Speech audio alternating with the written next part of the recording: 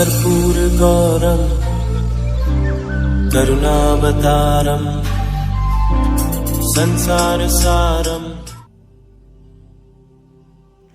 ओम शिवा, जय माता दी। पुनः स्वागत है आप सभी का हमारे बहुत प्यारे से कर्क राशि के जातक। एक बहुत बड़ा रिलीफ हम सभी को मिला है, क्योंकि फाइनली 28 जुलाई से मंगल और केतु जो है ये अलग हो गए हैं। और मंगल और केतु जब तक बने हुए थे तो जिन पे भी जो नेगेटिव इफ़ेक्ट पड़ रहा था, कहीं ना कहीं मंगल और केतु जो है नेगेटिव रूप में जो अंगारक चीज़ें होती हैं, क्षमताएं होती हैं, उनको बहुत ज़्यादा बढ़ाने लग जाता है ये जो युति होती है। यानी ऐसे समझ लीजिए कि व्यक्ति जो है एक प्रकार से भटक जाता है, दिशाहीन हो जाता है, और उसको ये कारण क्लियर नहीं हो पाता कि मेरे को जो ये कर्म भोगने पड़ रहे हैं इसमें मेरा लेना देना क्या है। ये इस प्रकार की एक भ्रम की स्थिति जो है उत्पन्न हो जाती है। अब ये पहुंच चुके हैं, मंगल बाबा पहुंच चुके कन्या राशि में, और यहाँ पर 13 सितंबर तक बने रहेंगे। साथ ही साथ जैसे ही कन्या राशि में पहुँचे हैं तो वक्री प्रभाव में चल रहे शनि बाबा की दृष्टि में आ चुके हैं, जो कि मीन राशि में बैठे हुए हैं। तो आमने सामने ये दोनों ग्रह आ चुके हैं। अब यह जो दृष्टि, जो प्रभाव की जो युति बनी हुई है, दृष्टि युति जो बनी हुई है, यह पूरे 48 दिनों के लिए मान्य रहेगी। यानी 28 जुलाई 2025 से गिनते हुए 13 सितंबर 2025 तक यह जो दृष्टि प्रभाव ये बना रहेगा। इसका पॉजिटिव इफेक्ट क्या पड़ने वाला है? पॉजिटिव इफेक्ट ये पड़ने वाला है, सबसे पहले तो भाग्य के क्षेत्र से मजबूती देखने को मिलेगी। या ऐसे समझ लीजिएगा कि भाग्य का विस्तार होना शुरू हो जाएगा, भाग्य जो सेक्शन है उसका उदय होना शुरू हो जाएगा। वो सब मैं क्लियर करूँगा कैसे। साथ ही साथ जो कर्क राशि के प्यारे प्यारे जातक हैं, उनके जीवन में जो न्याय चक्र को लेकर हमेशा एक कंप्लेंट बनी हुई है कि न्याय नहीं होता हमारे साथ, केवल पीड़ा सहनी पड़ती है, तो सूक्ष्म लेवल पर एक न्याय चक्र भी आरंभ हो चुका है। अब मंगल और शनि को समझ लेते हैं कि मंगल जो है वह तो अग्नि है, फायर है, और शनि फ्यूल है। अब दोनों का मिलन अगर होगा, दृष्टि पड़ रही हो, तो बहुत बड़े विस्फोट होना चाहिए।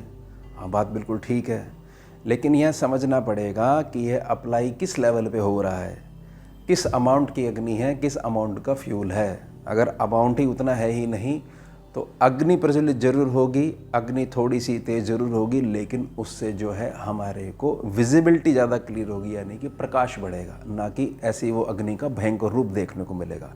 इन चीज़ों को थोड़ा सा क्लियर करके ही चलना चाहिए। अब समझिए कि 5 बड़े क्षेत्र ऐसे होने वाले हैं जहाँ पर बड़े हाई लेवल के परिवर्तन होने वाले हैं, और उसके साथ साथ में केवल कन्या राशि को ध्यान में रखते हुए, क्योंकि बुध का घर है, इसको ध्यान में रखते हुए एक थोड़ी सी सावधानी भी बनाकर हम सभी को चलनी पड़ेगी। सबसे पहले बड़े लेवल के परिवर्तन, मंगल जो है फाइनली अब आपको उस ट्रैक पे डाल रहे हैं जहाँ पर आपको समझ में आएगा कि जातक अच्छा वह ही माना जाएगा जिसको यह क्लियर हो कि सुबह से शाम तक मेरे पास ये कार्य करने को है, इसी में मेरे भाग्य की वृद्धि छिपी हुई है, और इसी में मेरा जो है भविष्य निधि छिपी हुई है। अब तक मंगल केतु के प्रभाव से जो स्थिति जो सिंह राशि में यानी दूसरे सेक्शन में जो आपके बनी हुई थी, वह था कि व्यर्थ में कुटुंब के सदस्यों के साथ व्यर्थ में उलझे रहना। आप समझ रहे हो? ठीक है, व्यर्थ में थोड़ा सा आप ले सकते हो, थोड़ा सा यह भी कह सकते हो कि अपनी चीज़ के लिए अपनों से ही जो है लड़ना। अब चीज़ें जो क्या हैं, कुछ जो चीज़ें जो शांत होने के पश्चात जब जाता कहता है कि अब आगे क्या करना है, तो अब आगे की गाइडेंस है आपको नए सिरे से बहुत सारी चीज़ें दोबारा खड़ी करनी है। दोबारा खड़ी करने में बिल्कुल भी ऐसे परेशानी वाली चीज़ों को मत सोचने लग जाइएगा। इसमें बहुत अधिक आपको साथ मिलने वाला है, क्योंकि मंगल के सम्मुख जो शनि बैठे हुए हैं वो मीन राशि के बैठे हुए हैं, वक्री होकर बैठे हुए हैं, भाग्य स्थान पे बैठे हुए हैं। यानी कि एक ऐसा जातक जिसके पास सब कुछ है लेकिन दिशा क्लियर नहीं हो पा रही, तो शनि वह उनको दिशा देंगे पूरे 48 दिनों तक। तो सबसे बड़ा परिवर्तन यही होने वाला है कि आपका जो छुपा हुआ स्वरूप है, जो कहीं खो चुका था, पुराने दिन जो है वह लौट के आने वाले हैं। पुराने दिनों का मतलब है वह अच्छी स्मृतियाँ, जब जो है एक प्रकार से आप जो है राजा अनुभव करते थे, चाहे कैसी भी घर की स्थिति हो, चाहे कैसा वाहन हो, मानसिक रूप से अपने आप को आप राजा ही महसूस करते थे, और कोई भी कार्य जो है आपको फील नहीं होता था। अब तो आसपास के लोगों से ही इतनी घर में ही परेशानियां जो इतनी देख ली हैं, अब समझ में नहीं आता कि अच्छे से अच्छा भोग भी सम्मुख रखा हो तो भी परेशानी जाती क्यों नहीं है, फील क्यों नहीं कर पाते, तो उसमें बड़ा परिवर्तन आने वाला है। साथ ही साथ जो ग्रह जो है जब भी परिवर्तित होगा तो उसकी जो राशि वाले जो घर है, राशि वाले भाव है, वह भी परिवर्तित होंगे। इसका सीधा प्रभाव जहाँ पर वृश्चिक राशि पड़ती है वह शुभ पंचम त्रिकोण भाव है। पंचम त्रिकोण भाव को यह मानिएगा कि भाग्य सेक्शन का बेस होता है, नींव होती है। तो जितनी ज़्यादा मजबूत नींव होगी उतनी ज़्यादा इमारत जो है आप ऊंची खड़ी कर सकते हो, यानी उसकी मजबूती जो है वो अटल हो जाती है कि भाई इसकी नींव बहुत मजबूत है, कोई संकट नहीं है यहाँ पर। तो यह कहीं ना कहीं आपके उस विचारधारा को भी पुनः जो है प्रकट करके वर्तमान में लेके आ रहा है कि हम ये करना चाहते थे और कुछ कारण ऐसे हुए, फिर हम जो है इस क्षेत्र से अलग हट के इस लाइन में घुस गए। लेकिन आज भी कुछ ना कुछ सूक्ष्म जो है इशारे इस प्रकार के मिलते हैं कि वह भावना आपकी पूर्ण रूप से आपने त्यागी नहीं है। अब भी अवसर मिलेगा तो आप स्वयं को या अपने संतान पक्ष के लिए जैसा सोच के बैठे हो वह करने में जो है पीछे नहीं हटने वाले हो। लेकिन उस प्रकार का माहौल तो बने, तो माहौल बनने वाला है। याद रखिएगा, मैंने न्याय चक्र इसमें शामिल करा है। उसके पश्चात जहाँ पर धनु राशि पड़ती है वहाँ पर समझ लीजिए छठा सेक्शन है और वहाँ पर दोनों ग्रहों की, मंगल और शनि की दृष्टि पड़ रही है। एक की चौथी पड़ रही है, एक की 10वीं दृष्टि पड़ रही है।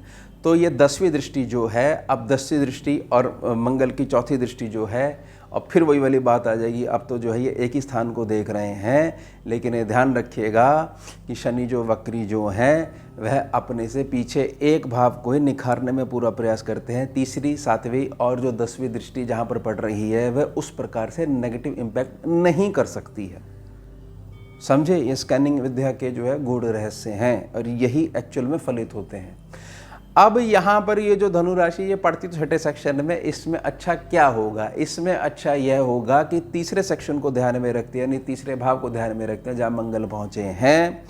आप जहाँ मेहनत करोगे उस मेहनत का रिजल्ट आपको मिलेगा। और साथ ही साथ समझ लीजिएगा कि काम की अवेलेबिलिटी बनी ही रहेगी आपके पास। बड़े ध्यान से समझिएगा, समस्या तब ज़्यादा जातकों को आती है जब उसका कर्म क्षेत्र जो है प्रभावित होने लग जाता है। कर्म क्षेत्र जिस भी जातक का चलायमान बना रहता है तो बहुत सारी चीज़ें आके चली जाती हैं, जातक को उतना महसूस नहीं हो पाती है। लेकिन एक खाली बैठा हुआ जातक जो है वो हर प्रकार से ग्रसित बना रहता है। समझे आप इस बात को? तो यहाँ एक न्याय चक्र जो है आरंभ हो चुका है, भाग्य की मजबूती मिलनी ही मिलनी है।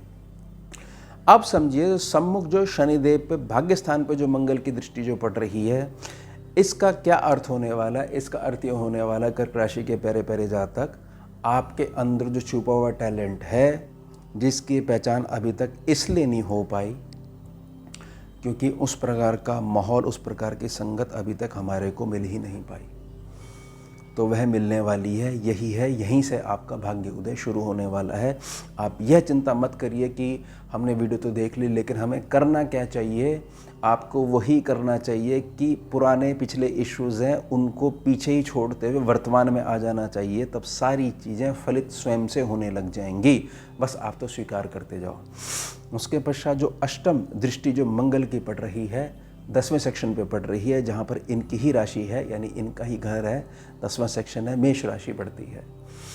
10वें सेक्शन पे अष्टम दृष्टि मंगल की तीसरे भाव में कन्या राशि में बैठे हुए, जिस पे कि शनि की दृष्टि पड़ रही है, मीन राशि के शनि की, जो कि वक्री हैं। इसका संयुक्त जो है निर्णय क्या निकल के आएगा? निर्णय निकल के आएगा कि दिन दुगनी रात चौगनी होने वाली है आपके काम धंधे वाले सेक्शन में। अब इसमें सारी चीज़ों में एक पॉइंट है, एक बेस है जो क्लियर करके चलना है। वह यह है कि बेशक ये कन्या राशि में मंगल बैठे हुए हैं, बुध की बड़ी अच्छी प्रॉपर्टी है कि एक्स्ट्रा ऊर्जा को स्पंज की तरह एब्जॉर्ब कर लेता है। लेकिन बुध और मंगल का किसी भी प्रकार से कहीं पे भी किसी भी रूप में जो है मिलन हो जाएगा तो कहीं ना कहीं व्यक्ति जो है अनावश्यक क्रोध थोड़ा थोड़ा करता रहता है। अब एक बात समझ लीजिए, यह जो क्रोध होना है ये घर की व्यवस्थाओं पे होना है, अपने से छोटों पे होना है कि कितना भी तुम्हें समझा लो तुमने नहीं सुधरना है। याद रखिएगा, अनावश्यक क्रोध जो है हमारे पुण्यों को नष्ट करता है कर्क राशि के जातक, और आपको पुण्य बहुत ज़्यादा बचा के रखने चाहिए। अब इतने लंबे संघर्ष के बाद आपके क्रोध करने से अगर आपको लगता है कि मैंने गुस्सा करा, मैंने क्रोध करा, मैंने व्यवस्था सुधारी, तो उससे अगले व्यक्ति ने मान लिया वो ठीक हो जाएगा, नहीं, उससे नहीं होगा जब तक कि वह स्वयं सुधरना नहीं चाहे। जब तक स्वयं के व्यक्ति नहीं कहेगा ना कि मैं ऐसा नहीं करूँगा, ऐसा मैंने संकल्प ले लिया है, किसी के कहने सुनने से कुछ नहीं होता है।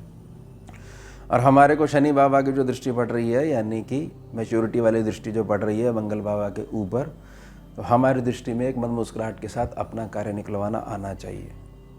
हमारे को ये नहीं कि हम व्यवस्था को ठीक करेंगे, व्यक्ति को भी ठीक करेंगे, हमें केवल अपनी व्यवस्था पे ध्यान देना है कि यह सुचारू रूप से चलती रहे। उसके लिए करा गया कोई भी जो है हमारा यत्न है, प्रयत्न है, वह बिल्कुल ठीक ही पड़ने वाला है, क्योंकि कहीं ना कहीं अब एक बड़े लेवल पे चेंज आने वाला है। तो निजी प्रार्थना रहेगी, कूल माइंड होके हमारे को चलना है। यही 48 दिनों में हमारा बहुत अच्छे से बेस बना कर जाएगा। तो ये होगा हमारा उत्तम विषय। मिलते हैं आपसे अगले भाग में नए विषय के साथ। जुड़िए और जोड़िए। ओम शिवा, जय माता। भुजगेन्द्रहारं कर्पूरगौरं करुणावतारं